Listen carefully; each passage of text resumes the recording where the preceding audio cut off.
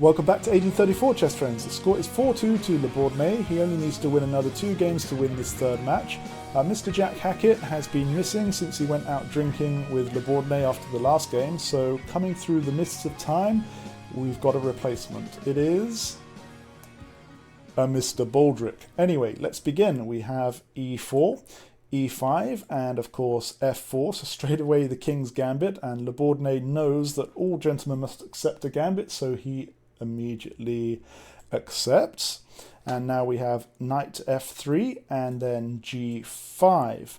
McDonnell plays bishop to c4, and yes, we're in for a wild ride with the king's gambit again. The last time we had one, Bourdonnais played g4 and then threatened the knight. McDonnell played his other knight to c3, gambiting away the whole knight for rapid development. McDonnell then continued to sacrifice more and more pieces until he lost, but he did have some chances. It was anybody's game. This time Bourdonnais is not going to give him the pleasure though. He's going to play bishop to g7 instead, and they continue with d4, d6, letting the light square bishop out, c3 from McDonnell, trying to bolster up his centre, and knight to c6, queen to b3, continuing to develop, queen to e7, and McDonnell decides to capture the pawn on g5 here and give up his knight. So an interesting plan from McDonnell again. Of course, Bourdonnais captures it, and McDonnell captures the pawn on f7 with check, backed up by the queen. So the king moves aside and the bishop keeps going, captures the knight in the corner, and the rook captures back. Now here, McDonnell develops his dark square bishop by capturing the pawn here, and it's attacking the queen, and it seems to be another sacrifice, but hold on a second. Bourdonnais can't just capture it because of this rook move which pins the queen against the king, and he'd lose his queen if he decided to do this move. Capturing the pawn would be fine for Bourdonnais, but he decides to back off to g6 instead, and McDonnell plays his rook over to f1, x-raying the king behind the bishop, so some nasty reveal checks could be in play.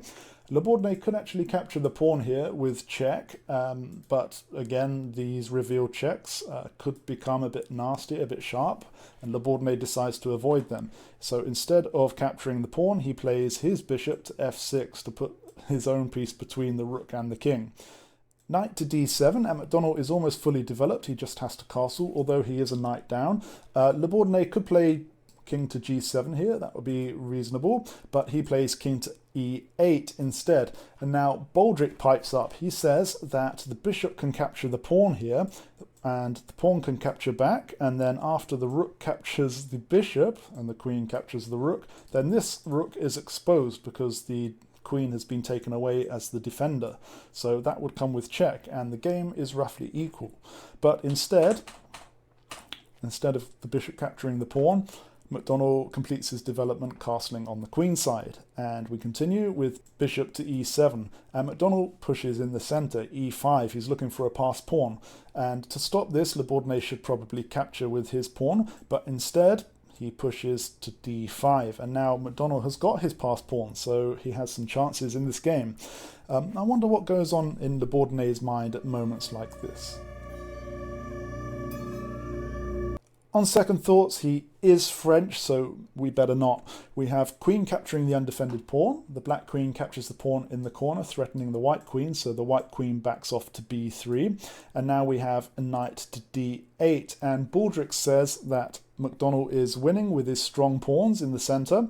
Let's see if he can keep his lead. We have d5 now, of course, pushing the central pawns. c6 from Bourdonnais. d6, and this is threatening the bishop, but Bourdonnais ignores it for now and develops his light square bishop to e6 to threaten the queen. And this bishop is backed up by the knight here, nicely placed a few moves ago, so well done. Now, some good moves for McDonnell here might be to push his queen to b4, then after the bishop gets out of the way of the attack, bring his knight to e4, and now it's accessing some very interesting squares, and Bourdonnais is going to feel the pressure.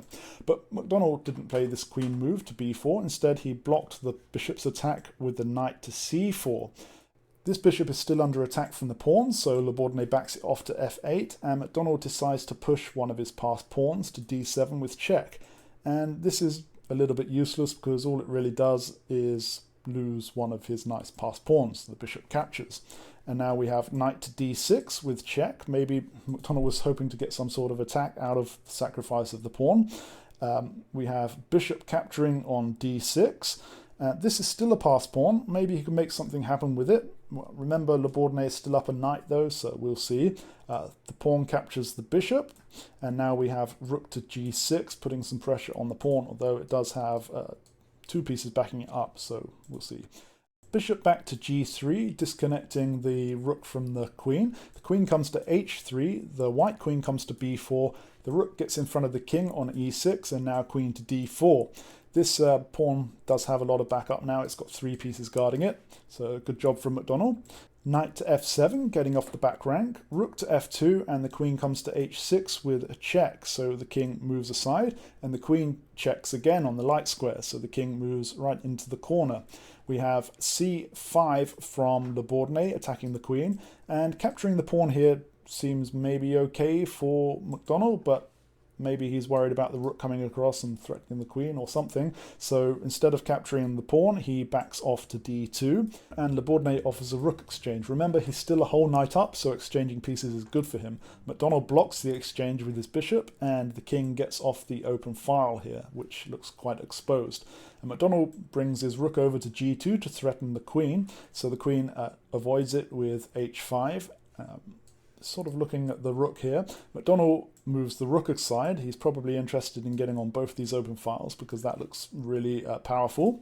Rook to d8, getting out of the corner, and the queen comes to e3. McDonnell is threatening checkmate if his queen is able to come to this square. So Bourdonnais has to block this. He doesn't use the rook here, interestingly. He uses the bishop, and we'll see why in a moment. The rook comes across to g1, threatening things down this file now. But the king is able to move to e8, and now it has an escape square where the bishop once was to get to the other side of the board, so that was why. Bishop to g5, skewering the rooks, and unfortunately for McDonnell, this move is a massive blunder. It seems that maybe he was hoping for knight captures bishop and then some counterplay after the rook captures back, but Bourdonnais did not do this knight captures move. Instead, he captured the remaining passed pawn with the rook, and now McDonnell is in a lot of trouble. If he captures the skewered rook, for example, this rook's coming to d1, and then you can't capture back with the rook because it's just checkmate straight away, so you can only block with the queen, and then it's just checkmate anyway. So yeah, it's very bad for McDonnell. He can't capture back the rook. So basically, in losing the passed pawn, McDonnell has lost his last hope, and Bourdonnais is just whole knight up. So McDonnell tries queen to g3 instead. Bourdonnais could just bring his rook over to pin the bishop here, but he has other plans. He brings his rook down to f3, backed up by the black queen, threatening the white queen. So the white queen moves back to the back rank, and the rook comes on over to d3. And yeah, he's threatening lots of nastiness on the d1 square, and McDonnell doesn't have quite enough defense at the minute, so he brings back his bishop to c1 to help out. And the rook just comes to d1 anyway, but it's not check yet, so McDonnell can do things still. He brings his rook up to the black back rank and gives a check, so the king moves out of the way. And McDonnell is now able to get his queen off the back rank. It's going to cost him a rook exchange, although Bourdonnais is going to delay this for a while. He's going to offer a queen exchange instead. And of course, McDonnell doesn't want to accept any of this because he's too much material down. Instead, he checks with the queen to a4. The queen offers itself again, but this pawn is now undefended, so McDonnell decides to grab it. But of course, he gives up the rook exchange, and the white rook comes to g1. Bourdonnais offers a queen exchange again, and McDonnell grudgingly accepts it, and the rook captures the white queen back. And now we have a rook and a bishop attacking the corner pawn here. So McDonnell decides to save it by pushing the pawn to a3, but all this does is it embeds the black bishop into his king's position. King to b1 and rook to f6, wanting to come to the back rank, and McDonnell lets him, like so, and rook to g3, and the pawn comes down even more firmly, embedding the bishop into place. Rook to g7 now, pinning the knight, so the king unpins, and McDonnell just captures the pawn on the h-file. We have knight to e5 heading towards the king. Rook to h6 with check, so the king moves back to d7. Rook to h7 with check again, and the king goes to c6. Rook to h6 with check again, and here Baldric tells me he has a cunning plan. He says that it's a ridiculous force mate in 11 moves, once you realise that the knight wants to come to d3 and then the rook can capture the bishop with checkmate. So let's go through this. All you need to do is bring the king over towards the rook, and because the rook can't let the knight come in, he has to keep checking to delay the inevitable. So we have check, and the king comes over, check again, the king keeps coming, check again, king keeps coming, check again. This is okay because the bishop is protecting the rook. So the king moves, and now the rook has no more checks, it has to try something else. So it comes to d6, it's going to be able to deliver more checks. After the knight comes in, you don't want to capture it because, well, let's see. You capture, the pawn captures, and now the pawn is pushing to here, and it's going to be checkmate very shortly. So instead of capturing the knight, the rook checks again, and of course the king starts its way back towards the rook. Check again, the king moves, check again, the king moves, and now the rook's got nothing else left, so it has to capture the knight, and as we said, the pawn captures back. White's got no more moves, he's going to have to push one of his pawns. The black pawn's going to come forward, the bishop can't capture it because the rook's pinning it, so he's going to have to move one of his pawns again, and then it's just going to be checkmate. So very cunning, Mr. Boldrick, we like it. So that wasn't played. Let's go all the way back. So instead of the king coming to d7, Bourdonnais played king to b5, and we continue.